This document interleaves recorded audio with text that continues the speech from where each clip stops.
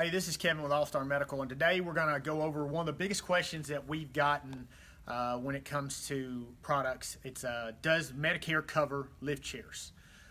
First thing I want to touch base on is what is a lift chair? A lot of people have a misconception that lift chairs are actually the devices right here. Lift, obviously, chair. These are called a stair lift. Medicare does not cover these. But I like to show the difference. So this is a stair lift, and what you'll see behind us are lift chairs. Every one of these chairs right here are lift chairs. And what I want to go over is what insurance covers if you meet the qualifications that I'll get to in a minute are the seat lift mechanism. So they actually don't pay for the chair. They only pay for the lift mechanism underneath the chair. These chairs have 1 and 2 motors, so they technically have 1 and 2 seat lift mechanisms.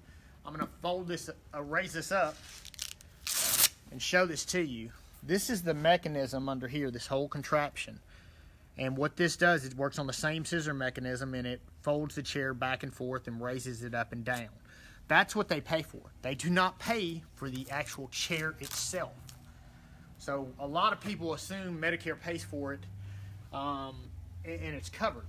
Well, it's not. So that's a 1 motor chair. 2 motor chairs, I'll show you a quick system here. Raise this up and you'll see that there are 2 motors inside of here. The insurance companies are only going to pay for 1 lift mechanism. They are going to be able to raise you up out of a seated position, to virtually a standing position. A lot of these chairs will actually recline. The 2 motor chairs do infinite position to get you into Trindle mode, get you into zero gravity positioning, all that sorts of stuff. So every one of these chairs you'll see here actually lift. But I just want to really touch base on the lift part of it. Over here I've got our computer up and some documentation to show you where I get the information from, because I always like doing this. I don't want people to think that we're making this up. We bring it right from the horse's mouth. I've got one of the manufacturers, Pride Mobility, which is one of the biggest manufacturers of lift chairs out there. And they basically go over Medicare will not cover a lift chair if you are in a hospital or in a skilled nursing facility. So they don't cover that if you're in the hospital or skilled nursing facility. That is a requirement that either it's paid out of pocket or the facility would have to show why it was needed within the hospital or nursing facility for you to get one. Insurance is not going to pay for that. You will need to qualify for the lift chair if Medicare has paid. You will not qualify for the lift chair if Medicare has paid for a manual wheelchair, scooter, or power wheelchair. You may still qualify if the doctor determines your condition has improved and you are now able to walk, even if it's with a cane or walker. But I like to tell people that if you've had a walker, a wheelchair, a scooter, or a power wheelchair, you have what they call your non-mobile in Medicare and the insurance's eyes. They consider you not active because you're wheelchair bound and you can't stand up. Well, one of the questions to qualify for a seat lift mechanism is, once standing, does the patient have the ability to ambulate? If you can do that, that's great. But if insurance has paid for that wheelchair, power wheelchair, or scooter, they consider you non-ambulatory, or you wouldn't need this item. So they're going to red flag that, and the claim in most all cases are going to get denied. But this is basically the checklist to show if you qualify for it under Medicare guidelines. Does the patient have severe arthritis of the hip or knee?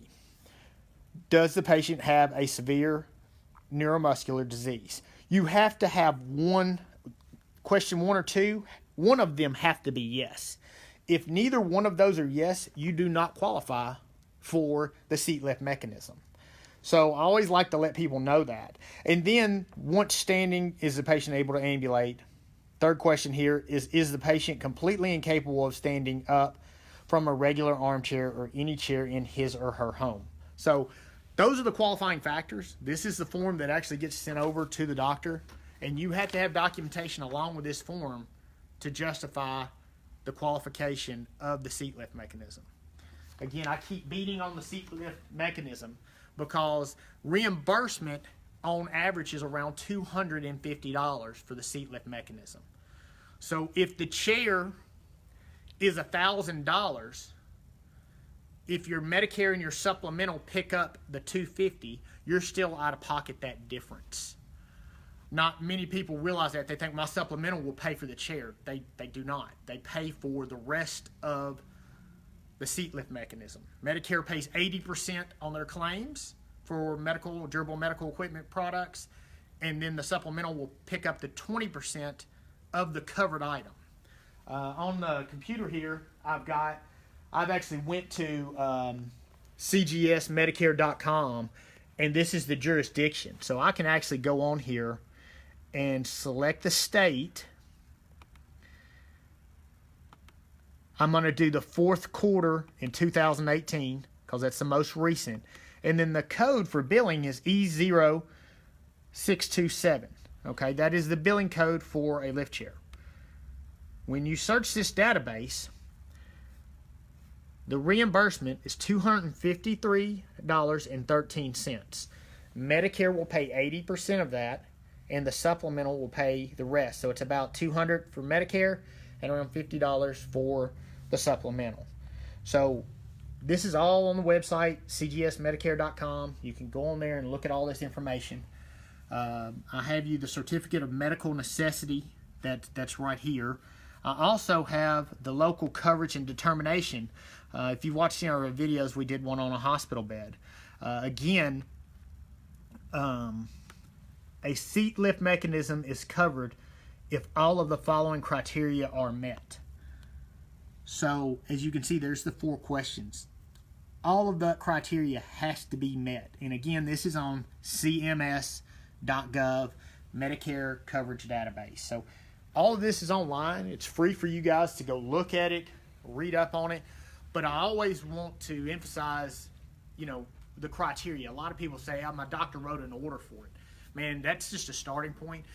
With prescriptions, you can a lot of times get saved the sales tax in your state. So, it saves you a little bit of money having a prescription because it's a medical device. It will save you money there. But just because your doctor wrote it does not mean you qualify for it. The insurance companies are the ones who run whether you qualify for it or not your doctor. So if your doctor doesn't have the documentation or you don't have the diagnoses that you need to meet the guidelines for the equipment, they're not covered. Again, I hope this helps explain a lot of the things that we get questions about. Again, we're going to kind of view some of the chairs that we have. We have around 70 lift chairs total between our Hermitage and our Franklin store. The prices range from $499 all the way up to about $2,500. So it's really about finding what chair works best for you. You need a chair that has the right height, the right size. Most of your chairs have a 375-pound weight capacity. There are chairs that have 500 and 700-pound weight capacity, so there are options out there. But the big thing is just knowing what your insurance is going to cover, what they're not, and that's what we try to do here at All Star Medical. You can go online because I'm going to post this on our blog at allstarmedicalllc.com. We have this on a YouTube video as well as on Facebook. So follow us. We're all the time putting interesting information out, trying to be as informative as possible. I hope this was beneficial for you.